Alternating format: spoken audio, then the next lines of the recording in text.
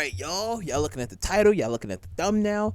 Now, before I get started on today's video, make sure you like, make sure you subscribe, get on in here, and join that Discord. We need more people in there.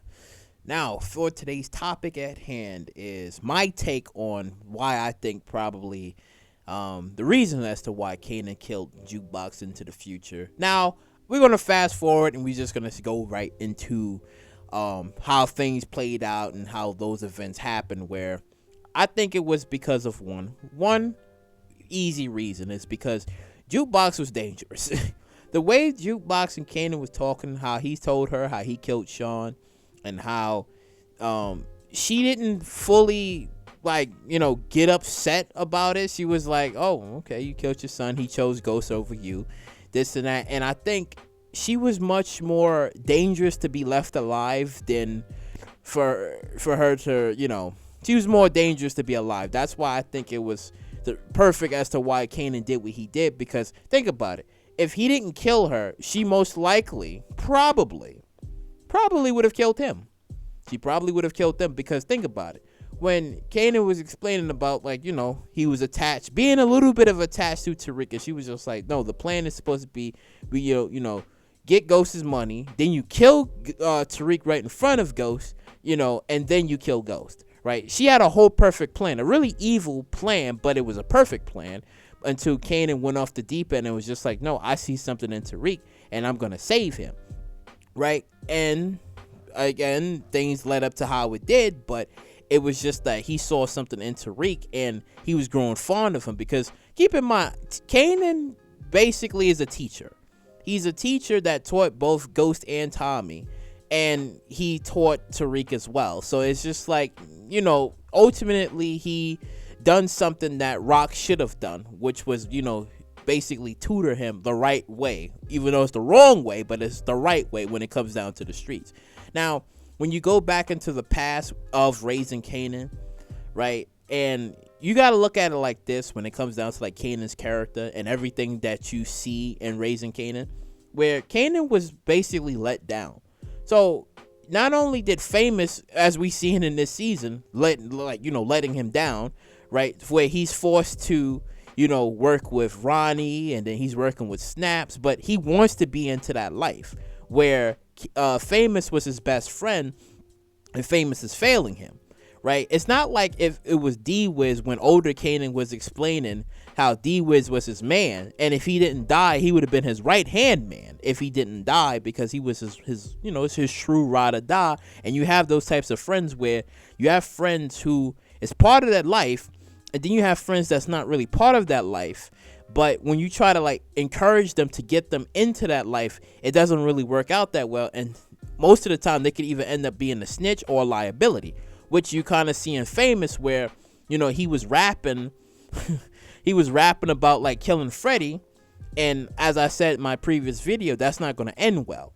So it's like you look at those those situations and those outcomes, right? And then you look at how Raquel basically failed him, or how Rock failed him, and she lied to him and constantly mentally abused him and psychologically messed him up to the point where he's just he doesn't want nothing to do with her, and he's trying to do his own thing.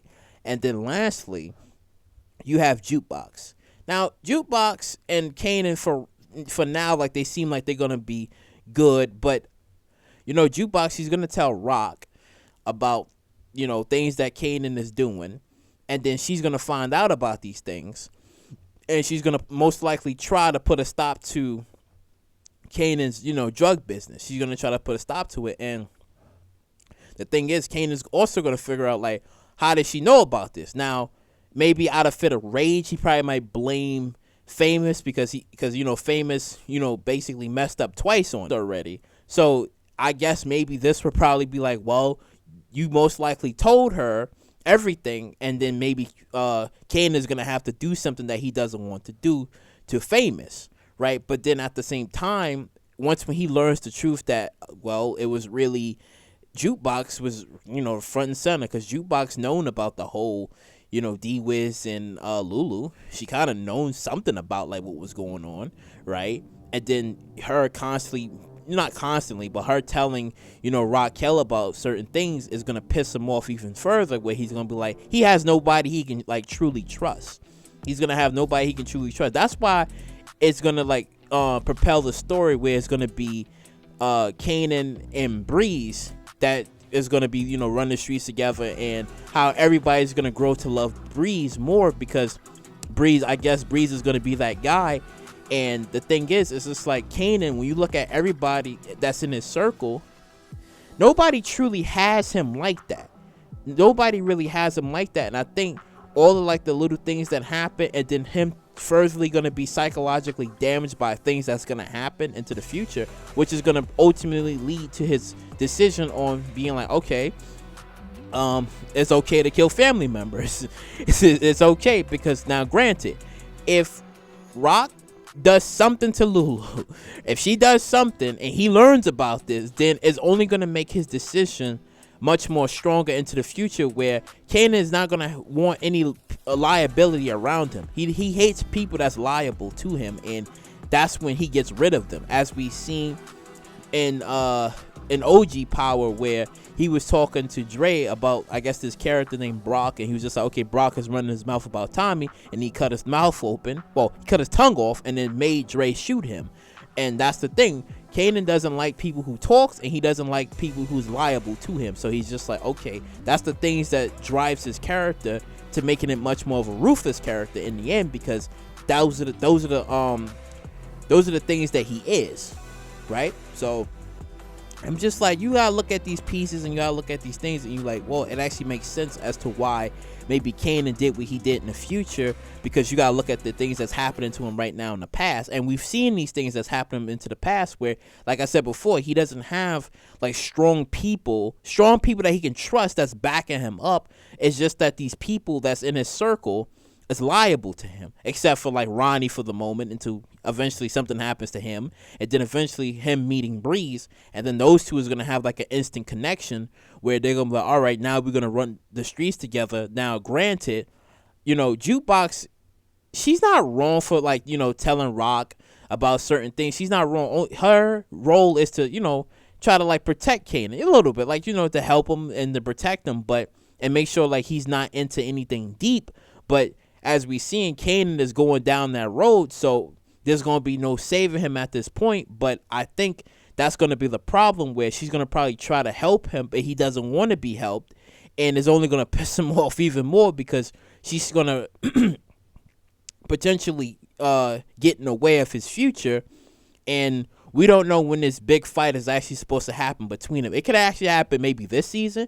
It can maybe happen next season. Who knows on when they supposed to actually have like this crazy fight with each other. But I mean, that fight is only going to enhance what's going to happen to her into the future on, her potential death. So like I said, it's a lot of these things that you got to look at that is going to build up Kanan to be like this monstrous person into the future in OG Power, where he does all these things, and in his brain it's like, it's okay to kill family members, because this is exactly why he loves like the role of teaching, because he taught Ghost and Tommy and then Tariq. Like he taught them, how to, take over the streets, how to, make money, sell drugs, right? He taught them all these things, but it's just that when people that doesn't follow his orders to a T or correctly, or not even at all, that's when he does something about it, and he actually goes out for the kill, and he kills them, or he just removes people that are useless to him. So that's what I'm saying. It's just like when you look at Famous this season, I mean, we look at all these different possibilities and these different angles, and who knows?